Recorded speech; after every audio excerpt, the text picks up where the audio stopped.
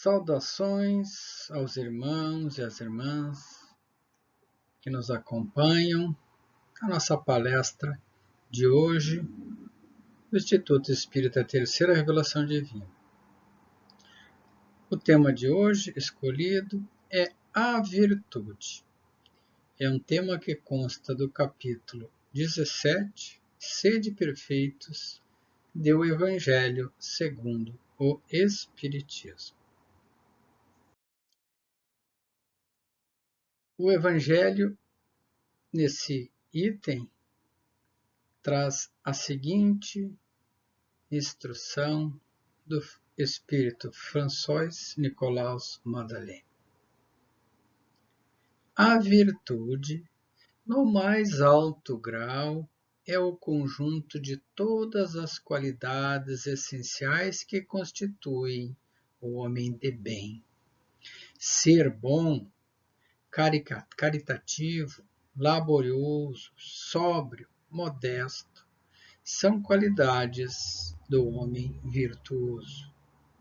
Infelizmente, quase sempre as acompanham pequenas enfermidades morais que as desonram e atenuam.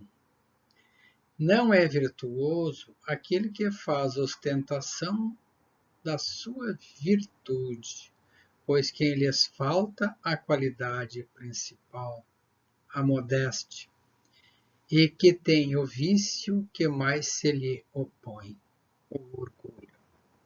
A virtude verdadeiramente digna desse nome não gosta de estender-se. Adivinham-na ela, porém, se oculta na obscuridade e foge à admiração às massas. São Vicente de Paulo era virtuoso. Eram virtuosos o digno Curadari e muitos outros, quase desconhecidos do mundo, mas conhecidos de Deus. Todos esses homens de bem ignoravam que fossem virtuosos.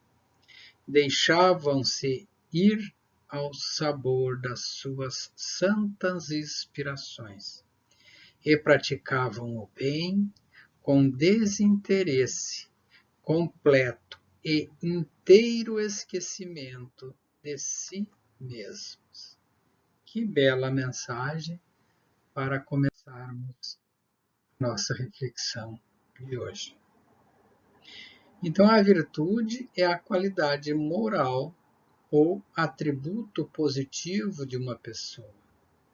Expressa a sua boa conduta, em conformidade com o correto, o aceitável, ou aquilo que se espera dela.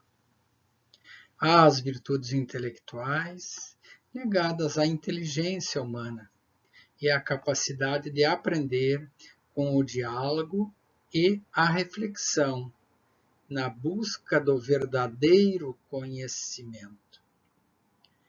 E as virtudes morais, que são relacionadas com o bem, ou seja, a ação, o comportamento ou hábito adquirido de acordo com a moral e a ética.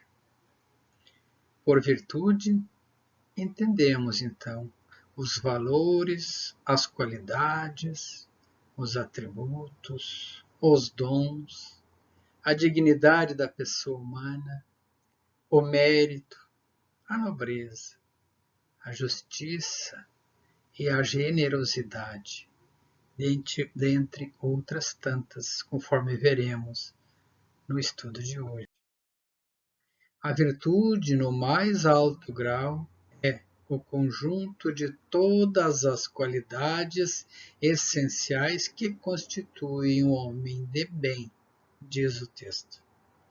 Ser bom, caritativo, laborioso, sóbrio, modesto, são qualidades do homem virtuoso. Mas o texto também nos assegura que, infelizmente, quase sempre as virtudes vem acompanhada de pequenas enfermidades morais que as desonram e atenuam. Cuidemo-nos, portanto, de não incidirmos nessas enfermidades morais que prejudicam as nossas ações virtuosas.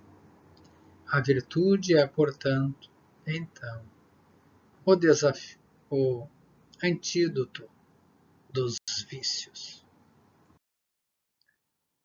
A justiça leva-nos a ter a responsabilidade de nossos atos. Mas para que sejamos responsáveis pelos nossos atos, é preciso que antes sejamos livres para escolher entre o bem e o mal, entre o certo e o errado, entre o proceder e o não proceder. Sem livre-arbítrio, não há fatalidade, há só fatalidade. E com fatalidade não poderá haver responsabilidade. Esse texto é do livro O Céu e o Inferno. Então, que tenhamos o desenvolvimento das nossas virtudes e o entendimento entre o bem e o mal, e o certo e o errado, para sabermos se algo que é bom para nós também será bom para o nosso próximo. Isso decorre de um processo de autoconhecimento, de conhecimento do mundo em que vivemos e das situações pelas quais estamos passando. A justiça, então, meus irmãos, como uma virtude, é sinônimo de direito, ser justo, ser direito para com os outros, de igualdade, de retidão das atitudes, de juízo e de amor. E o antídoto da virtude da justiça é a desonestidade, a imoralidade, a parcialidade e, sobretudo, a injustiça para com os outros, que são frutos, é claro, do nosso egoísmo e dos nossos interesses pessoais. Já a virtude do amor, conforme ensina Jesus, amai-vos uns aos outros, eis aí toda a lei divina, mediante a qual Deus governa os mundos. Os mundos. Então o universo é fruto da lei, da virtude do amor de Deus, do Criador. O amor é a lei da atração para os seres vivos e organizados. E a atração é a lei do amor para a matéria inorgânica. Livro das Leis Morais do Livro dos Espíritos. E por amor, então, podemos compreender a afeição, a amizade, o carinho, a afabilidade, a ternura, o bem-querer ao próximo, a adoração e a atitude de caridade. E a falta de amor leva ao desprezo, ao ódio, ao abandono, à omissão e o desamor. Fiquemos, portanto, com as virtudes do amor. Já a virtude da caridade, diz o Evangelho, que a caridade é a virtude fundamental que deve sustentar todo o edifício das virtudes terrenas. Sem ela não existem as outras virtudes. Sem caridade não há fé, nem esperança, porque sem ela não há esperança de uma sorte melhor, nem interesse moral que os guia. Então a falta de caridade leva ao egoísmo, à ganância, à mesquinhez e outras imperfeições, dessas pequenas imperfeições de que fala o texto. Já com caridade, exercemos a virtude do amor, da compaixão para com o próximo, da piedade, da misericórdia, solidariedade, bondade e benevolência. Como as virtudes se ligam umas às outras. Como que, ao desenvolver uma das virtudes, estaremos também desenvolvendo outras. Quando nos afastamos das virtudes, nos aproximamos dos vícios. A benevolência para com seus semelhantes, fruto do amor ao próximo, produz, então, a afabilidade e a doçura, que lhes são as formas de manifestar-se. Aquele cuja afabilidade e a doçura não são tingidos nunca se desmente. É o mesmo tanto em sociedade como na intimidade. Então a benevolência não é só na rua, não é só na sociedade, é em toda parte. Ser benevolente para com os outros é ser benevolente para com o parceiro, a parceira, companheiro, companheira, o filho, a filha, o irmão, o pai e a mãe. E quando não somos benevolentes, estamos sujeitos à maledicência, à maldade, à crueldade, à incompreensão e à impiedade, entre outras atitudes viciosas. Mas quando somos benevolentes, exercemos então a piedade para com o próximo, a bondade, a generosidade, também a beneficência de fazer e construir atitudes boas, o altruísmo e a indulgência, que é o princípio do perdão das ofensas. A indulgência, então, é o sentimento doce e fraternal que todo homem deve alimentar para com os seus irmãos. Assim, a indulgência não vê os defeitos de outrem, ou, se os vê, evita falar deles ou divulgá-los. Ao contrário, oculta-os a fim de que, se não tornem conhecidos, serão dela unicamente. Então, quando nos falta a indulgência para com o nosso próximo, as falhas do nosso próximo, ou quem sabe até as nossas próprias falhas, acabamos por sermos rigorosos demais, sujeitos a atitudes de vingança, de revolta, indignação, ficamos indignados, às vezes desnecessariamente, duros no agir, que podem levar à inclemência.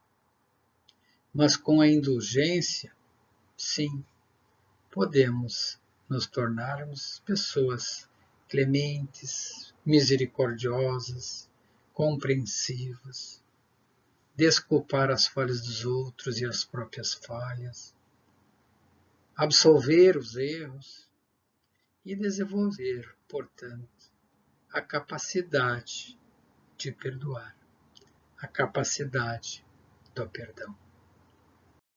Pois o perdão é uma virtude cristã, do verdadeiro cristão, e que é aquele que lança um véu sobre o passado, o esquecimento da ofensa, no sentido de não mais se ofender com essa ofensa.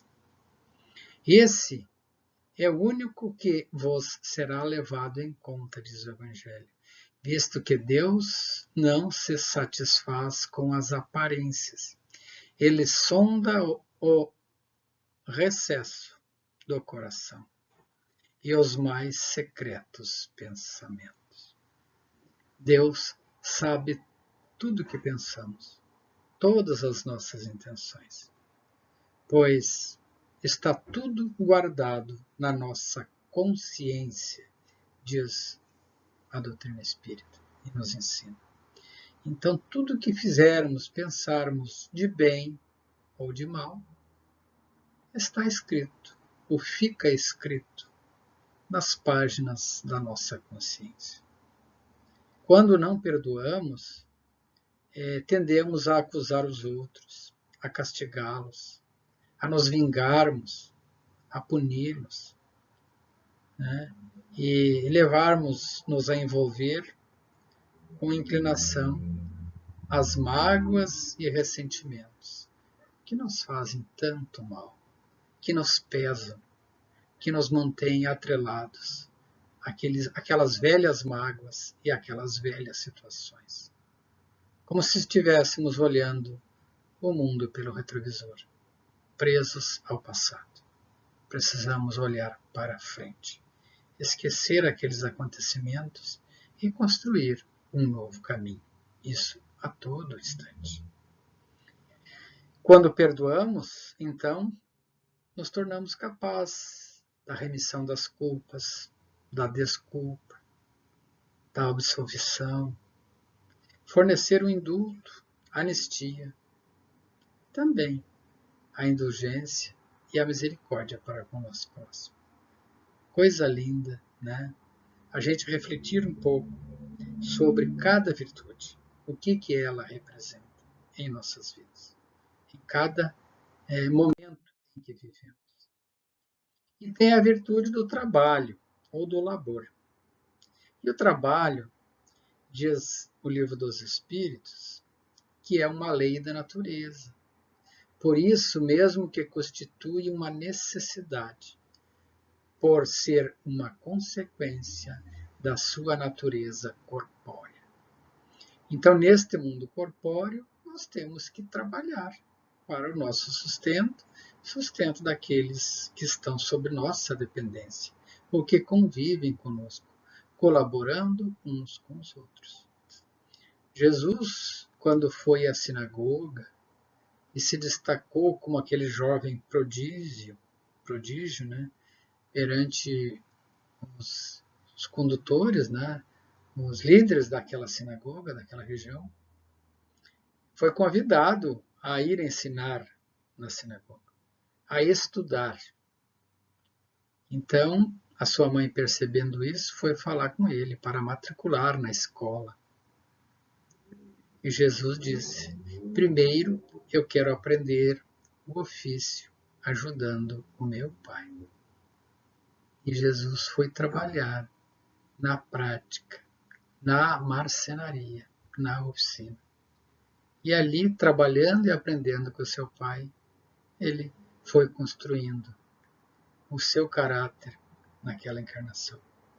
Mais tarde, é claro, educado pelo pai, o educado também participando dos estudos nos dias dedicados a isso e trazendo em si todo o ensinamento divino que Deus lhe proporcionou, que ele já possuía como espírito governante deste planeta, veio a ensinar a sua doutrina no tempo certo.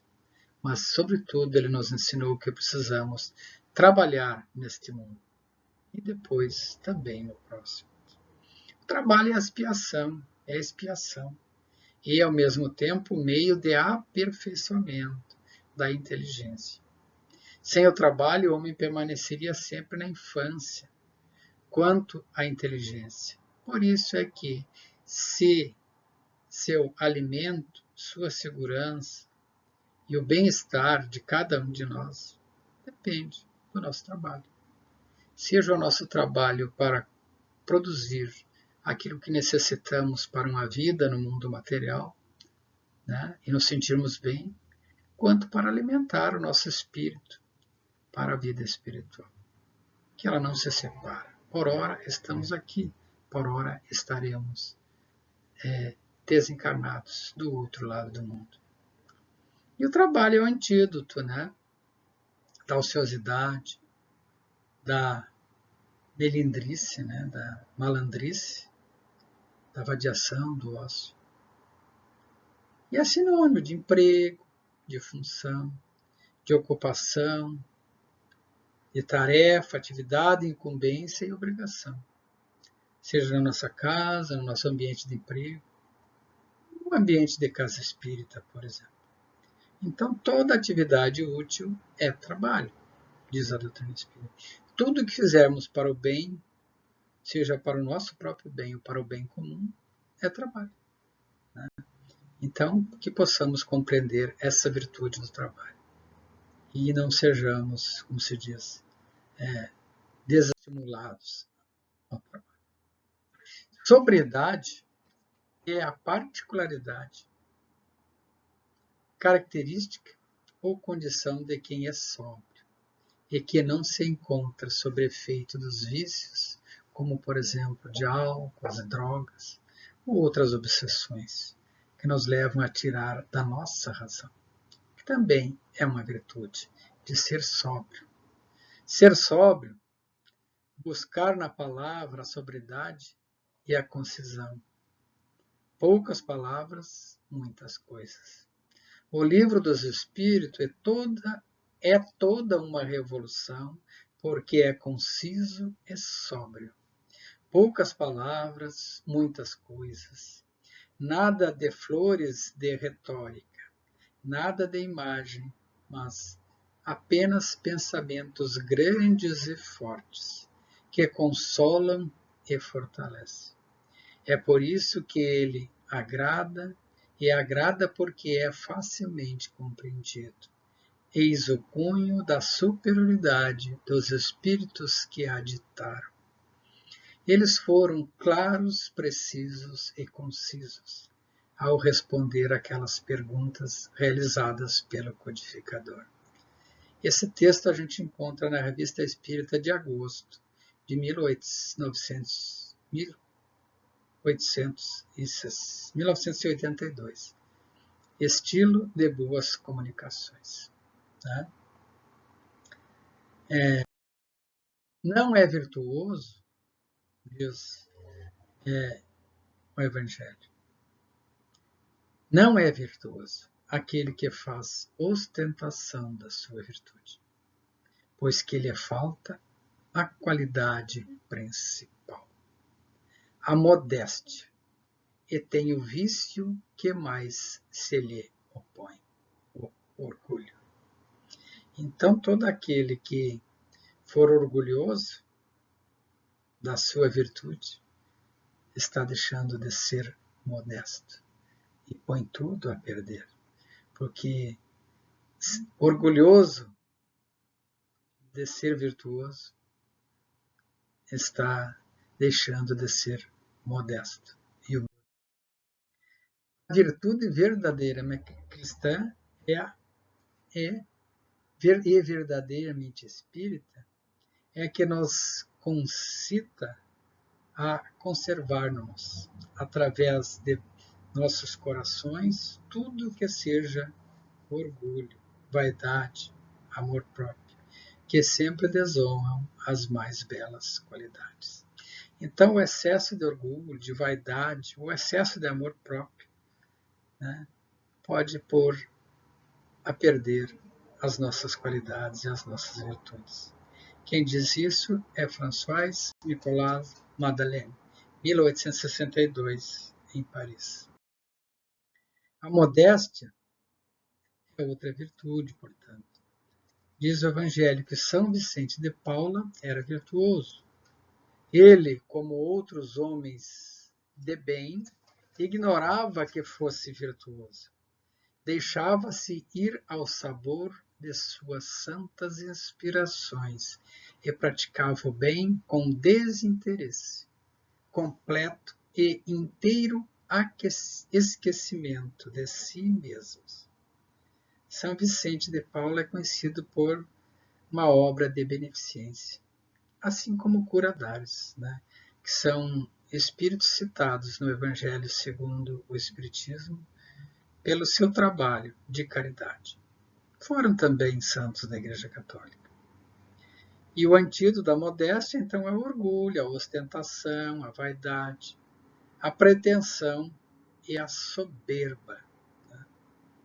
Ao passo que, por modéstia, podemos acrescentar a naturalidade, a simplicidade, a singeleza e a humildade em nossos atos e na nossa maneira de agir e de ser. Em princípio, o homem que se exalta, que ergue uma estátua à sua própria virtude, anula, por esse simples fato, todo mérito real que possa ter. Mais uma vez, o François Madeleine.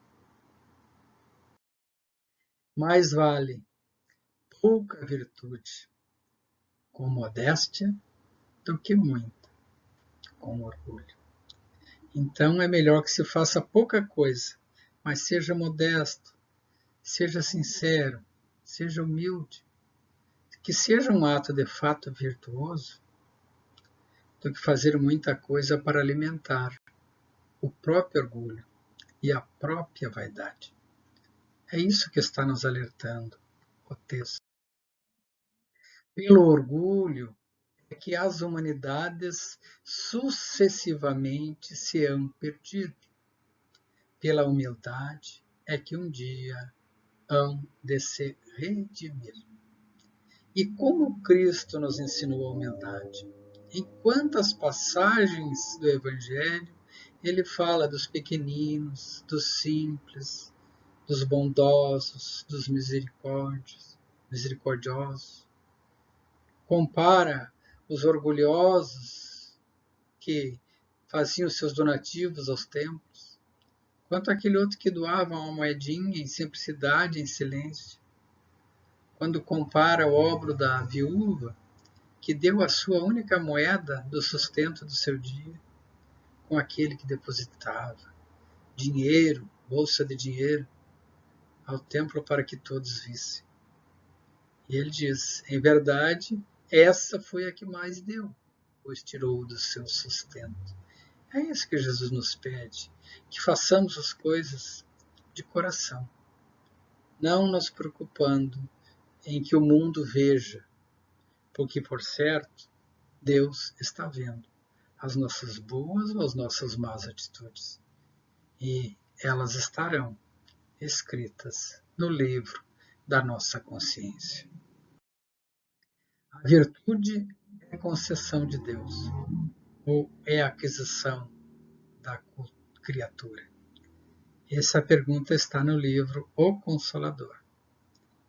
E Emmanuel responde: a dor, a luta e a experiência constituem uma oportunidade sagrada concedida por Deus às suas criaturas, em todos os tempos.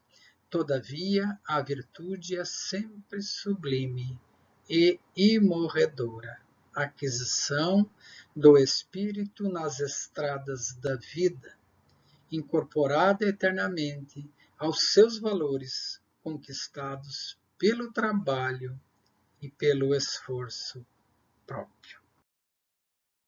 Há uma fábula Cherokee, dos índios Cherokee, que diz que certo dia um jovem índio chegou perto do seu avô para pedir um conselho.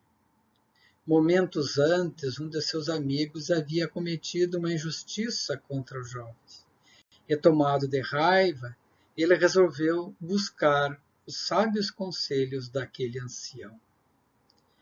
O velho índio, olhando fundo nos olhos do seu neto, disse: eu também, meu neto, às vezes sinto grande ódio daqueles que me cometem injustiças, sem sentir qualquer arrependimento pelo que fizeram. Mas o ódio corrói quem o sente e nunca fere o inimigo. É como tomar veneno desejando que o inimigo morra. Olha que sabedoria. O jovem continuou olhando surpreso o avô e continuou. Várias vezes lutei contra esses sentimentos. E como lutamos contra esses sentimentos na vida? E é como se existisse dois lobos dentro de mim. Um é cheio de vícios. A coisa mais insignificante é capaz de provocar nele um terrível acesso de raiva. Ele briga com todos, o tempo todo, sem nenhum motivo. Sua raiva e ódio são muito grandes e por isso ele não mede as consequências dos seus atos. É uma raiva inútil, pois sua raiva não irá mudar nada. O outro é bom e não faz mal. Ele vive em harmonia com todos ao seu redor e não se ofende. Ele só luta quando é preciso fazê-lo, e de maneira reta e virtuosa. Às vezes é difícil conviver com esses dois lobos dentro de mim, pois ambos tentam dominar o meu espírito. O garoto olhou intensamente nos olhos do avô e perguntou: Vô, qual deles vencerá? Ao que o avô sorriu e respondeu: aquele que eu alimentar. Então, meus irmãos, entre os vícios e as virtudes que cada um trazemos, por certo, nesta vida, a que vencerá é aquela que nós alimentarmos. Alimentemos em nós, portanto, o dom das virtudes de que falamos aqui: caridade, bondade, amor, justiça, indulgência, perdão, benevolência e dentre outras tantas. Que Jesus está aqui, ao nosso lado o tempo todo para nos amparar. Tenhamos fé e sigamos em frente. E venceremos juntos todas as dificuldades da vida e um dia, alcançaremos a plenitude das virtudes, pois esta é a lei de progresso. Assim é que Deus deseja a todos nós. Um bom dia a todos, saúde e paz. Que assim seja.